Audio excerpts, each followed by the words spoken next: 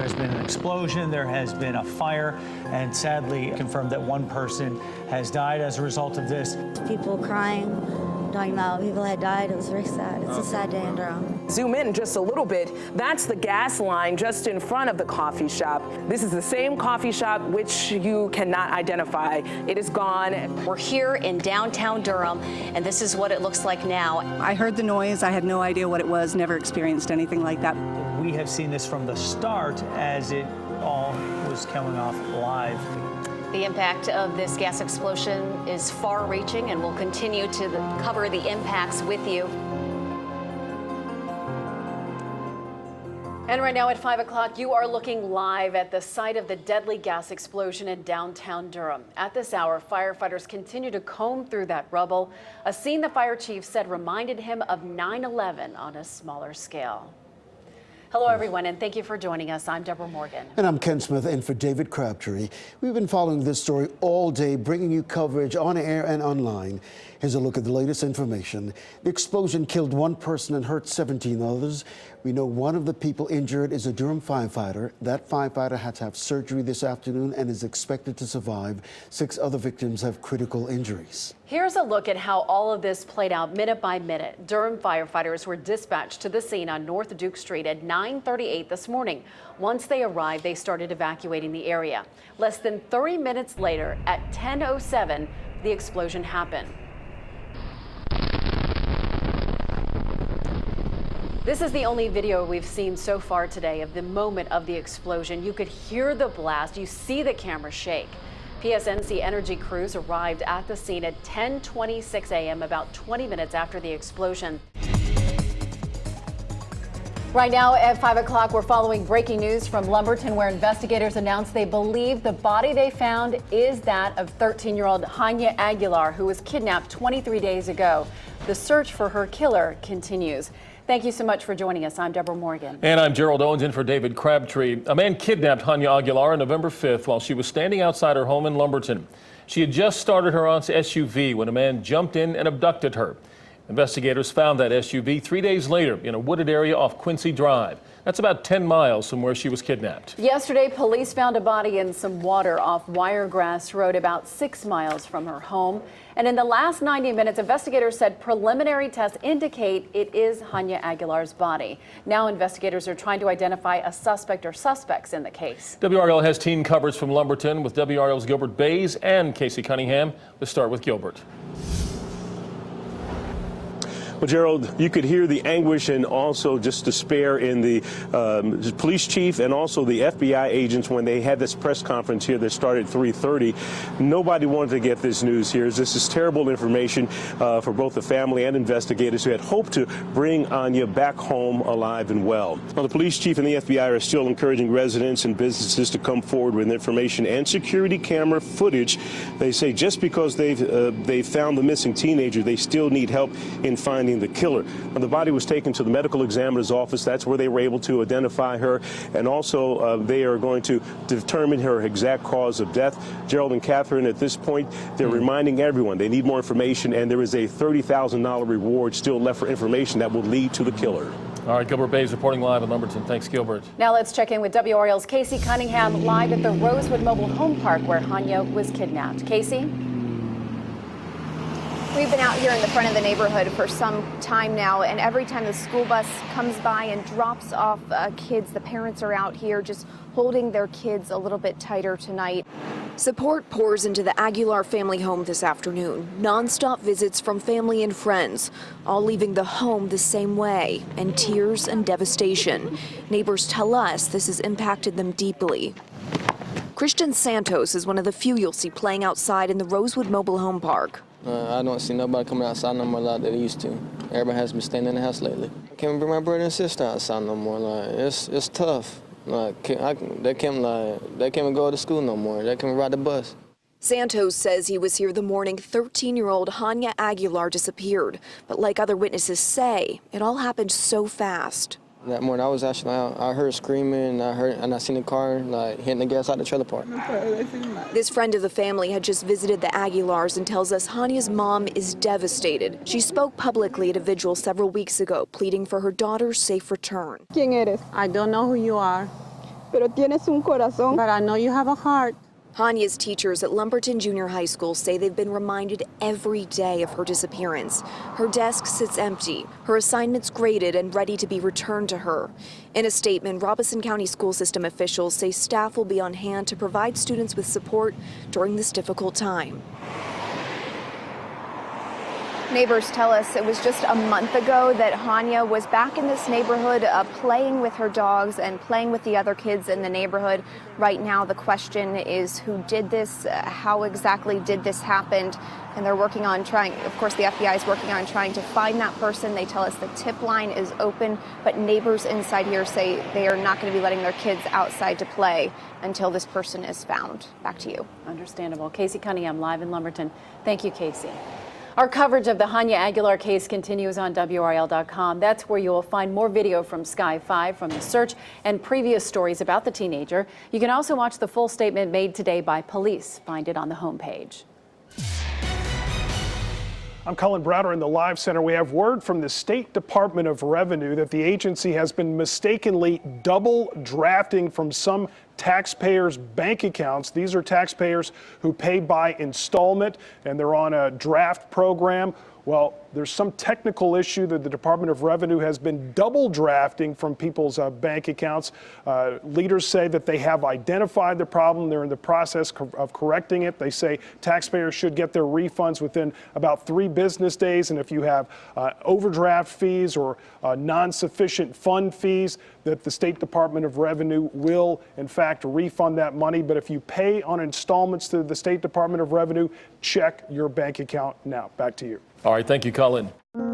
Fran, Floyd, Matthew. North Carolina is no stranger to hurricanes. It's always something we always plan for. Yet we had never seen a storm like Florence. But this one catches your eye more than some of the ones before. This storm is a monster. It's big and it's vicious.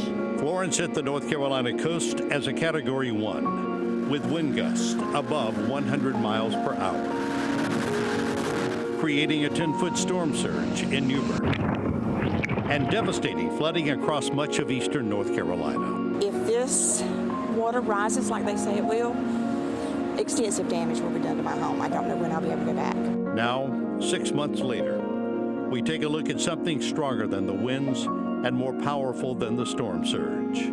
The belief we will recover once again. I've seen so many angels, so you're gonna see some bad with some goods, but I've seen so much good.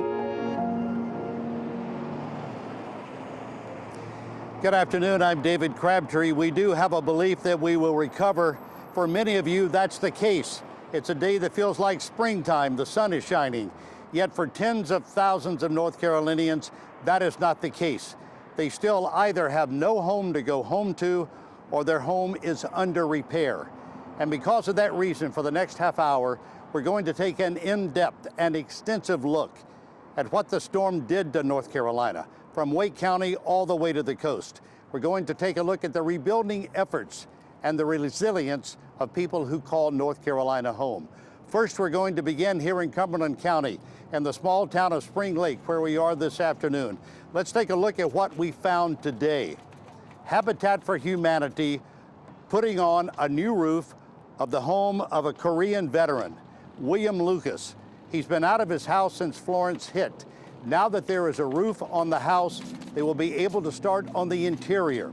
It will take many months before he is finally back home, but Mr. Lucas told me today, at least now, he is beginning to see a light at the end of a very long tunnel. Back here live in Spring Lake, we're in the parking lot of a local motel that was under 7 feet of water after Florence. I'm going to step out so Mark Stebnicki can take a look at the devastation left behind of this motel. An entire wing was ripped away by the water. You can see part of the roof leaning against a utility pole. Another 100 yards away is the rest of the roof, and another 100 yards beyond that is the Little River, which was anything but little when that storm hit. And take a look at the parking lot. What a sinkhole did. It was created after the massive waters, the flood waters, came through this area. And by the way, some people have said this motel was an eyesore to Spring Lake. Maybe that's true. Some people have said they're glad to see it gone. but for the dozens of people who lived here on a daily basis, a weekly basis, it was their home. And tonight, they have to find another home as they have for the past 6 months. In nearby Pender County, also hit very hard by Florence.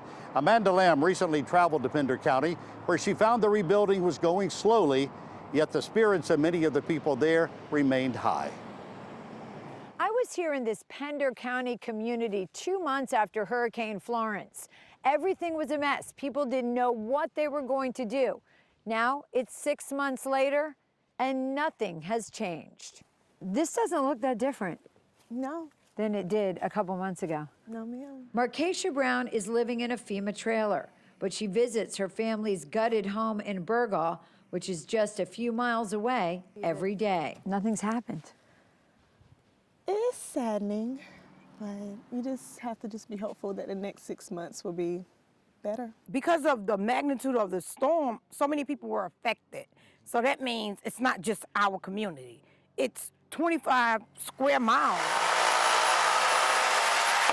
The Sand Hill AME Church was filled with floodwater. He's redoing the plumbing back here. Now its members are working to get it repaired so their splintered community can gather together again for worship. It'll take cooperation and togetherness and a lot of outside help, really. We had 65 feet of water here, and it covered every dwelling, the church. This is going to be the den area. Brown's house looks exactly the same as it did when she gave us a tour in November.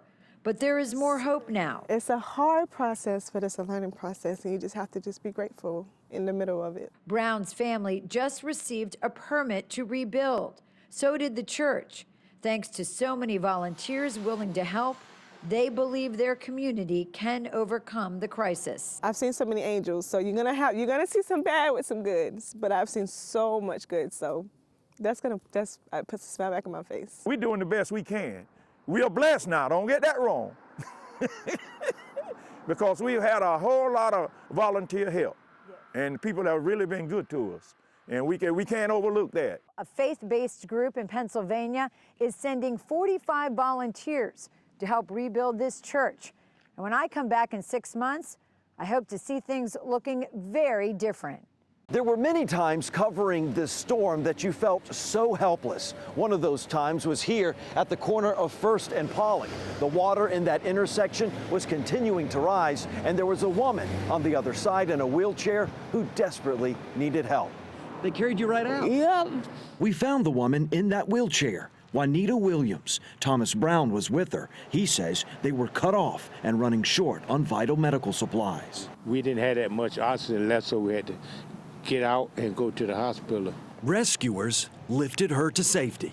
That was awesome. That was awesome. We were moving people at one point faster than we could even take them to a shelter.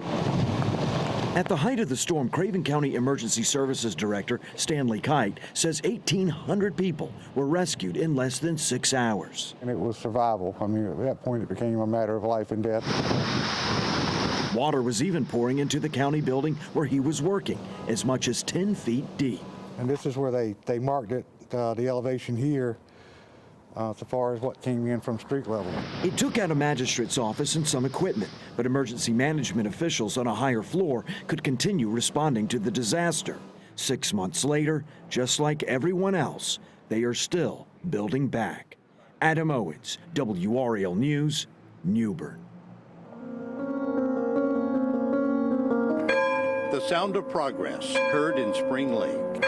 How a community of strangers rebuilt a church with more than wood and nails. Plus, a widow prepares to say goodbye once again. Are you ready? I'll never be ready, but it's just one of those things you have to do. How demolishing her home will help build her family's future. This was on the front of his car, and we